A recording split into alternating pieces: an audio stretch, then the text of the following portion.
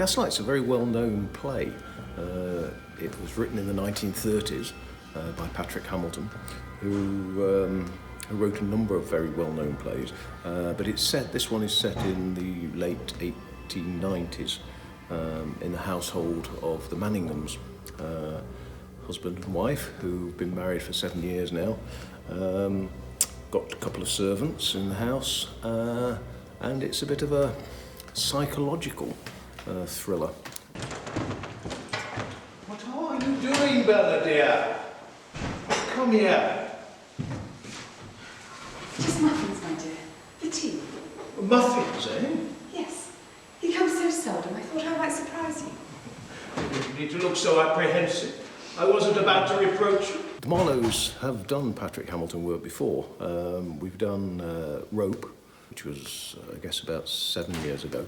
And we've also done The Governess, which is early of the inspector that's in this one. So we've done 2 of them. This is the 3rd one. It's one we've looked at doing for a long while. And it's all really comes down to when you think you've got the right members and the ages of the members and all that, and a producer who wants to take on a risk of a small cast play, but quite dramatic. Will you come here and give me your hands? Now, Mrs. Manningham, I want you to take a good look at me and see if you are not looking at someone to whom you can give your trust. The phrase gaslighting appeared after this play, as a result of this play. And gaslighting is a sort of psychological bullying of people to make them feel as though they have no confidence in themselves and really start believing that they're actually mad. I believe that my wife in this play is going mad. She keeps losing things, mislaying things, forgetting things. So that's my view on it anyway, without giving any more away. I may be going mad like my poor mother. But if I am mad, you must treat me gently so that I may get well. We've got a guy playing the inspector, David, who's been with us a couple of years now.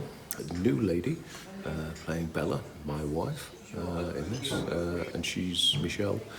She's joined us.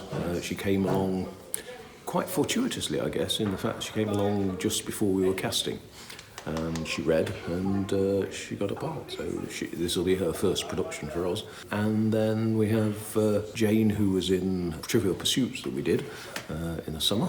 And then we have young Sophie, and she's playing the maid, so she gets her first acting role for the Marlowe. She's held backstage, and she's done various other things with pantomime groups and things. So it's an ensemble that's new because we haven't all gelled previously in other productions. Is it possible you're beginning to see my point of view? Well, I don't think I ever thought otherwise, did I, my dear? My character is Elizabeth, who is the cook cum maid. I think she does a bit of dusting as well as cooking. And she seems to be very fond of the mistress of the house, and she seems to suspect that all is not well in that relationship. And when a certain gentleman comes calling on Mrs. Manningham and is insistent on seeing her, I think she senses a little bit of excitement and danger, which probably livens her life up a little bit, but then actually proves to be quite a scary episode in the play. Tell him to go away! I want to be left alone! Elizabeth is much older, that's my character, and is a more motherly presence in the house, particularly towards Mrs. Manningham, whereas Nancy is the good old flirt who really sees a chance to advance her position by flirting with the master of the house, and he's quite receptive, if not also egging that on, really. Yeah. You're looking very impudent and pretty this afternoon, Nancy. Do you know that? I don't know that at all, so I'm sure. The audiences are going to experience quite a lot of tension in this play.